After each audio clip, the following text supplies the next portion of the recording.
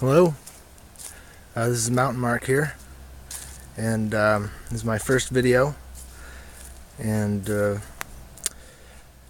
we're just going to do a little wildcrafting today. Welcome to the Upper Valley here, New Hampshire. See here, get you a panorama, and I'm on a farmer's property here. Got permission to look around for morels and whatever else I can find. And we're a little early still. I just got a text from a friend who found some blacks yesterday, and we're gonna see if there's any out here.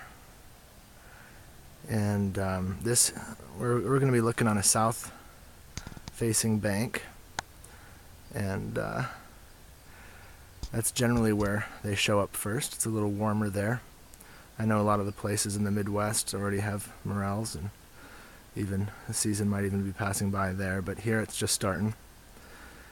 And I'm hoping we'll find something. I'm sure we'll find something, even if it's not morels. So we're gonna walk around. I'll tell you what I know about what I see. And see, this looks like a good place as any to enter. Got some blackberry bushes here, just starting to show up.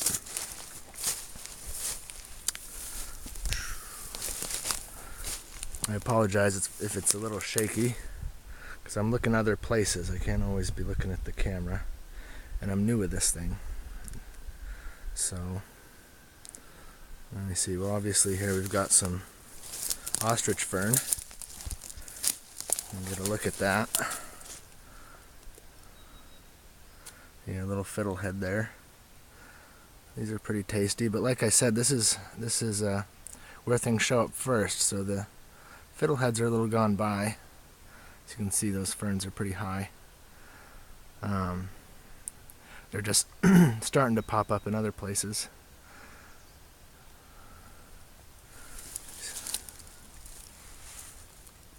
You can get that one. That would be a good one. When you pick fiddleheads, pick them right down, because you know the bottom part is just as tasty as the head itself. And they're young, so if you're gonna kill that frond anyway, you might as well get all you can out of it. Boil them in a little water, and they're good to go. Some people say you need to change the water, stuff like that. Not really necessary. At least not with these ostrich fern fiddleheads. I think there's some varieties that may need to be boiled, but not these.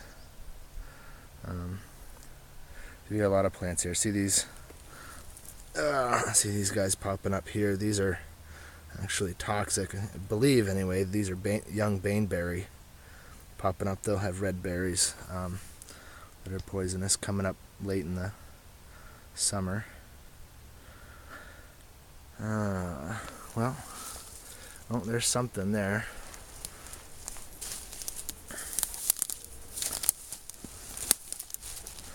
So this would be false Solomon seal. Don't let the name disturb you. They're actually just as edible as the real Solomon seal. Real Solomon seal has flowers along the bottom of the ridge up under there. That's where you'll find the flowers.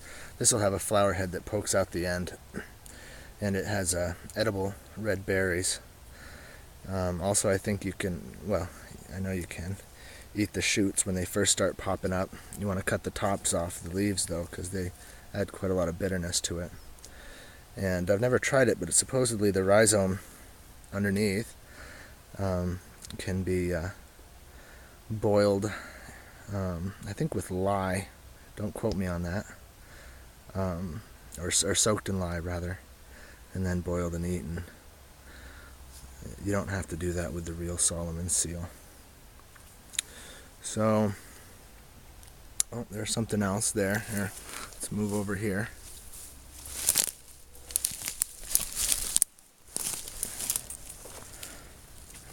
So we've got wild ginger here.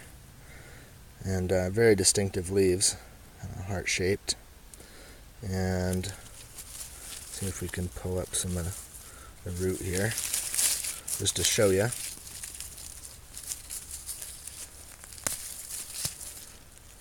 See, here's a good. The flowers on there are. See, focus. Scroll out. They kind of hide underneath the leaves, so they're not really showy, but they're pretty. And this root here has a nice smell of ginger and taste as well. And they're pretty common around these parts. Now, what else do we got? Stand up here.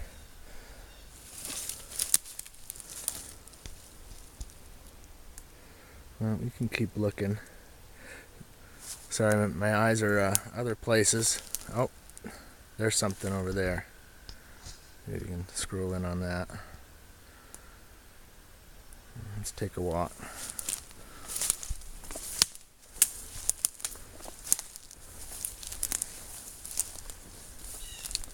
Oh, that's a beauty. There's some more down there.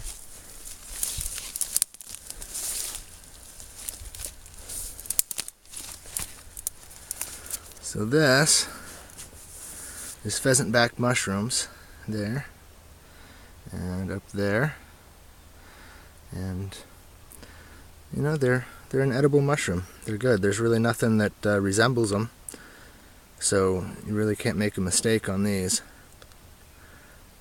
They're not my favorite tasting mushroom. Kind of tastes like watermelon rind. My favorite thing with these guys is to dehydrate them and grind it into a kind of a flour. And I use it for breading things.